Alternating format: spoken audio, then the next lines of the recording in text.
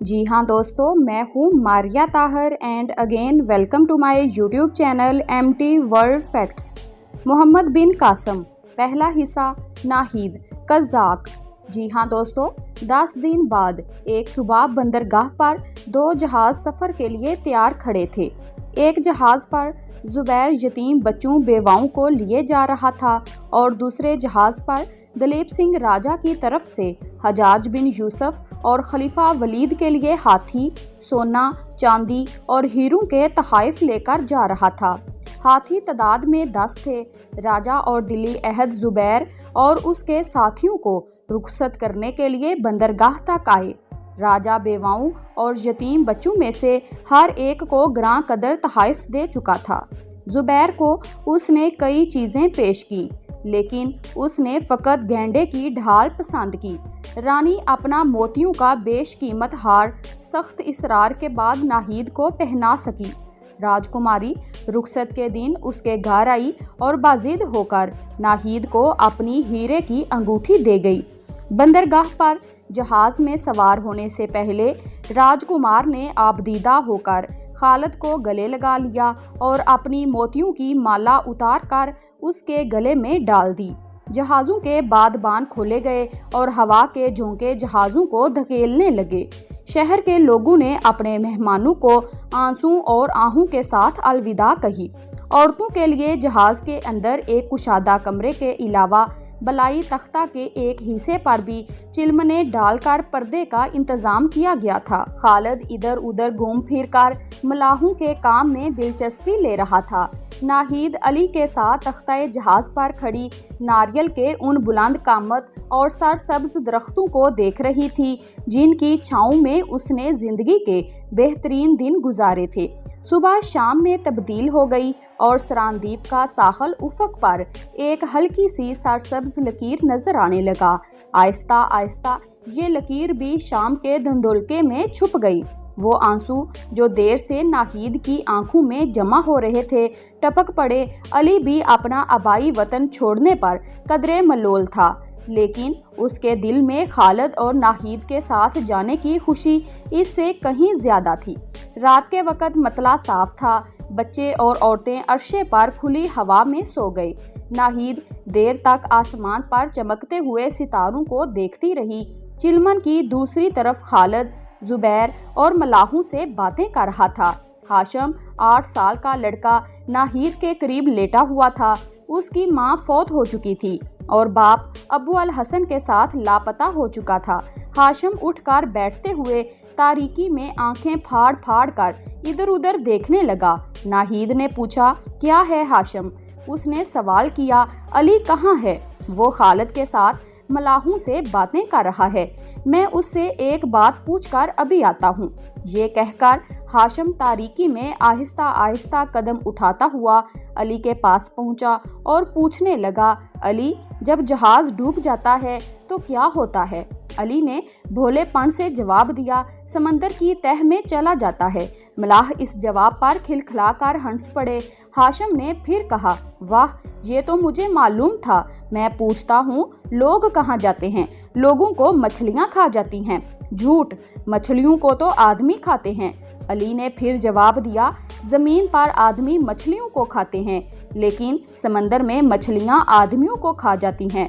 ہاشم کچھ سمجھا اور کچھ نہ سمجھا اور واپس آ کر اپنے بستر پر لیٹ گیا۔ چند دنوں کے بعد یہ جہاز مالابار کے ساحل کے ساتھ ساتھ سفر کر رہے تھے۔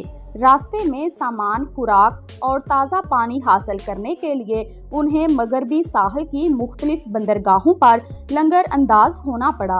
اس دوران میں انہیں کوئی حادثہ پیش نہ آیا۔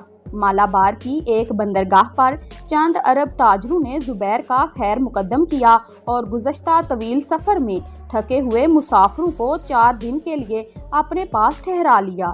ان 4 دنوں میں سراندیپ کے راجہ کے گراں قدر تحائف کی خبر دور دور تک مشہور ہو چکی تھی۔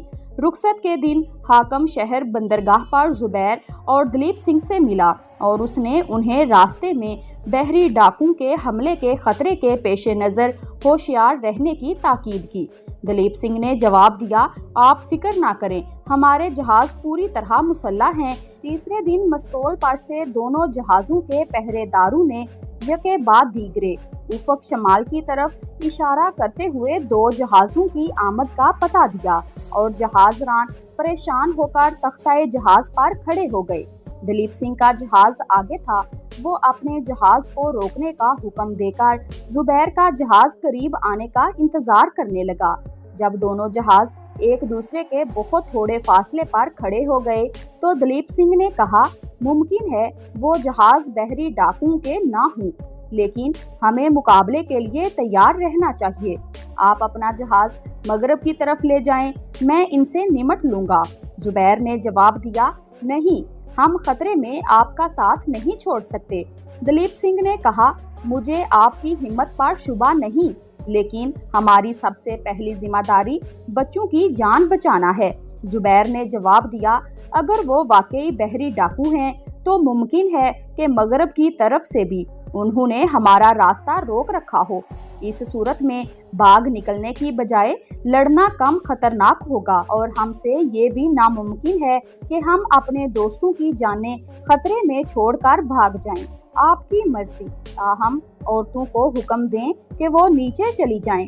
دلیپ سنگھ یہ کہہ کر اپنے ساتھیوں کو ہدایات دینے میں مصروف ہو گیا۔ زبیر نے خالد سے کہا، خالد، تم عورتوں اور بچوں کو نیچے لے جاؤ۔ دونوں جہازوں کے ملاح کیل کانٹے سے لیس ہو کر دور سے آنے والے جہازوں کو دیکھنے لگے۔ کچھ دیر کے بعد دلیپ سنگھ ایک جہاز کا سیاہ جھنڈا پہچان کر چلایا، یہ بحری ڈاکوؤں کے جہاز ہیں، مقابلے کے لیے تیار ہو جاؤ۔ زبیر نے اپنے ساتھیوں سے مخاطب ہو کر کہا، بھائیو، یہ عورتیں اور بچے ہمارے پاس امانت ہیں، ہمیں انہیں سلامتی سے بصرہ پہنچانا ہے۔ اگر ہم پر ان کی حفاظت کی ذمہ داری نہ ہوتی تو ہمارا طریقہ جنگ اس طریقے سے مختلف ہوتا جو میں نے اب تجویز کیا ہے۔ میں ایک خطرناک مہم کے لیے تم میں سے 2 رضاکار چاہتا ہوں۔ اس پر سب سے پہلے خالد اور اس کے بعد تمام ملاحوں نے یکے بعد دیگرے اپنے نام پیش کیے۔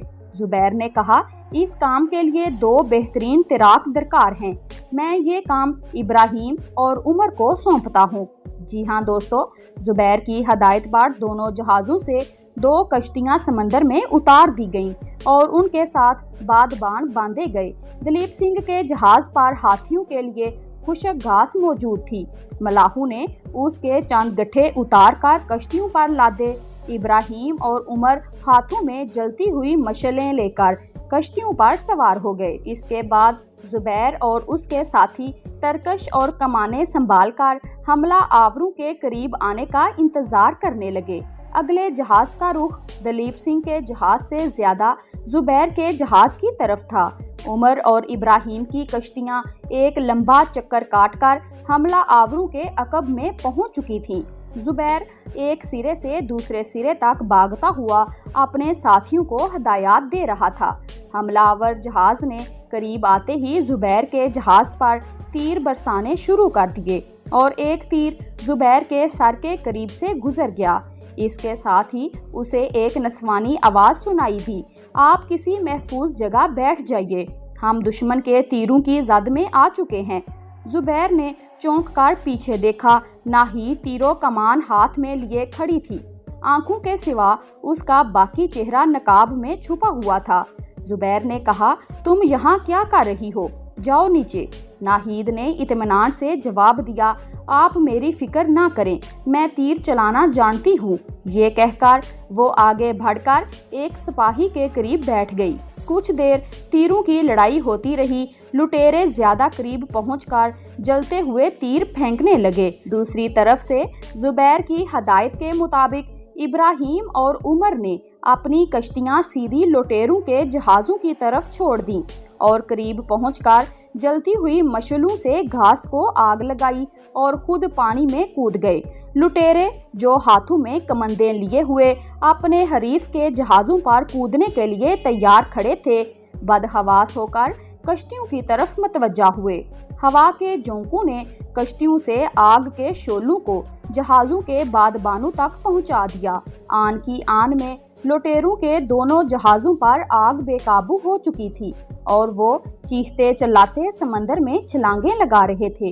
इसके साथ ही दलीप सिंह और जुबैर के आदमी तीर बरसा रहे थे। जुबैर ने लुटेरों का एक जहाज़ अपने जहाज के बिल्कुल करीब आता देखकर आग के खतरे से बचने के लिए लंगर उठाने का हुक्म दिया, लेकिन इतने में 10 लुटेरे कमंदें डालकर जुबैर के जहाज पर कूदने में कामयाब हो चुके थे। जुबैर के साथियों ने उन्हें आड़े हाथों लिया। लुटेरों के जहाज से एक तीर आया और जुबैर के बाएं बाजू में पिवस्त हो गया। उसके साथ ही नाहिद की कमान से एक तीर निकला और एक लुटेरे के सीने में पिवस्त हो गया। जुबैर ने मरहबा कहा। नाहिद ने मुड़कर उसकी तरफ देखा। जुबैर कमान फेंककर बाजू से तीर निकालने की कोशिश कर रहा था। नाहिद ने जल्दी से कमान नीचे रखकर एक हाथ से जुबैर का बाजू पकड़ा और दूसरे हाथ से तीर खींचकर निकाल दिया। तीर के निकलते ही जुबैर के बाजू से खून की धार बह निकली। नाहिद ने उसकी कमीज की आस्तीन ऊपर चढ़ाई और झट से अपने चेहरे का नकाब उतारकर जख्म पर बांध दिया। जुबैर का जहाज कमंदों की जद से निकल चुका था और चलते हुए जहाज के रहे सहे मलाह मायूस होकर पानी में छलांगे लगा रहे थे। जुबैर ने दोबारा कमान उठाते हुए कहा, नाहिद, अब तुम औरतों के पास जाओ और उन्हें तसल्ली दो कि हम खुदा के फजल से फतह हासिल कर चुके हैं। नाहिद ने चलते चलते रुक कर पूछा, आपको तकलीफ तो नहीं? नहीं, ये बहुत मामूली जख्म है, तुम मेरी फिक्र ना करो। ये कहते हुए एक लम्हे के लिए जुबैर की निगाहें गैर इरादी तौर पर नाहिद के चेहरे पर गड़ गईं। सिपाहियाना वकार उसके खदोखाल की दिलकशी में इजाफा कर रहा था। नाहिद ने अचानक महसूस किया कि वो बेनकाब है और वो तेजी से कदम उठाती हुई नीचे उतरकर औरतों के पास चली गई। जलते हुए जहाज से चंद आदमी उतरकर एक कश्ती पर सवार हुए और एक आदमी जो डाकुओं का सरदार मालूम होता था सफेद झंडा लहराने लगा। जुबैर ने तीर अंदाजों को हाथ के इशारे से मना किया। उमर और इब्राहिम अपना काम करके जहाज के करीब पहुंच चुके थे। जुबैर ने अपने जहाज को खतरे से महफूज पाकर लंगर डालने और रस्सियों की सीढ़ी नीचे फेंकने का हुक्म दिया। उमर और इब्राहिम जहाज पर चढ़ आए। खालिद ने जुबैर को दलीप सिंह के साथियों की तरफ मतवज्जा किया जो अभी तक समंदर में गोते खाने वाले दुश्मनों पर तीरों की मशक कर रहे थे। जुबैर ने उन्हें भी हाथ के इशारे से मना किया और लुटेरे कदरे मुतमईन होकर सीढ़ी के जरिए जहाज पर चढ़ने लगे। सबसे आखिर में लुटेरों के सरदार की कश्ती दोनों जहाज़ों के दरमियान आकर रुकी। एक कवि हिकल और मामर आदमी जिसकी दाढ़ी के आधे बाल सफ़ेद हो चुके थे, जख्मी शेर की तरह जहाज रानू की तरफ देख रहा था। इस कश्ती में जुबैर की नज़र एक नौजवान और एक लड़की पर पड़ी। दोनों शक्लो सूरत और लिबास के एतबार से लुटेरों से बहुत मुख्तलिफ थे। जुबैर ने कवि हिकल और बार रोब आदमी को डाकुओं का सरदार समझकर उसकी तरफ इशारा किया और मलाह कश्ती को खींचते हुए जहाज के करीब ले आए और यके बाद दीगरे रस्सी की सीढ़ी पर चढ़ते हुए ऊपर आ गए। लड़की के चेहरे से अलालत और तकलीफ के आसार नुमायां थे। खुशवज़ा और खुशपोश नौजवान उसका बाजू पकड़कर सहारा दे रहा था और वो संभल कर सीढ़ी पर पाँव रख रही थी। जहाज पर पहुंचकर नौजवान ने एक अजनबी जुबान में कुछ कहा और लुटेरों की तरफ घूरने लगा। जुबैर ने उसकी जुबान पूरी तरह ना समझते हुए भी महसूस किया कि वो लुटेरों के मुजालम की शिकायत और उसका शुक्रिया अदा कर रहा है। जुबैर ने अपनी इस्तात के मुताबिक सिंध और सरांदीप की मिली जुली जुबान में उसे तसल्ली दी। नौजवान और लड़की उसके दोस्ताना लहजे से मुतासर होकर तशक्कर अमेज निगाहों से उसकी तरफ देखने लगे। लड़की ने कुछ कहना चाहा लेकिन उसकी सहमी हुई आवाज़ गले में अटक कर रह गई। वो आंखों में आंसू भरकर जुबैर की तरफ देखने लगी। उसकी उम्र 14-15 साल के लगभग मालूम होती थी। खूबसूरत चेहरा दोपहर के फूल की तरह कमलाया हुआ था। जुबैर ने फिर एक बार इन दोनों को तसल्ली दी। सबसे आखिर में डाकुओं का सरदार जहाज पर पहुंचा। उसकी आंखों में नदामत के आंसू की बजाय इंतकाम की बिजलियां थीं। थोड़ी देर में दलीप सिंह अपने जहाज से उतरकर कश्ती के जरिए जुबैर के जहाज पर पहुंच गया। उसने आते ही डाकुओं के सरदार को मारने के लिए चाबुक उठाया, लेकिन जुबैर ने आगे बढ़कर उसका बाजू पकड़ लिया। दलीप सिंह ने जुबैर की कमीज की आस्तीन को खून आलूद देखकर पूछा, आप जख्मी हैं? जुबैर ने बेपरवाही से जवाब दिया, ये मामूली जख्म है। खुशपोश नौजवान ने कुछ कहकर दलीप सिंह को अपनी तरफ मतवज्जा किया और दोनों एक दूसरे से बातें करने लगे। इसके बाद दलीप सिंह ने डाकुओं के सरदार से चंद बातें करने के बाद अरबी जुबान में जुबैर के साथियों से कहा, कश्ती में एक संदूक पड़ा हुआ है, उसे ऊपर ले आओ। मलाहू ने संदल की लकड़ी के छोटे से संदूक को रस्से के साथ बांधकर ऊपर खींच लिया। दलीप सिंह ने ढकना ऊपर उठाया और तमाम मलाह हैरान होकर सोने, मोतियों और जवाहरात से भरे हुए संदूक को देखने लगे। जुबैर के इस्तफसार पर दलीप सिंह ने खुशपोश नौजवान से चंद सवालात और पूछे और उसने अपनी आपबीती सुनाई। जी हाँ दोस्तों, वीडियो पसंद आई है तो लाइक कर दें और अगर चैनल पर पहली बार आए हैं तो जल्दी से चैनल को सब्सक्राइब करें। Thanks for watching my video.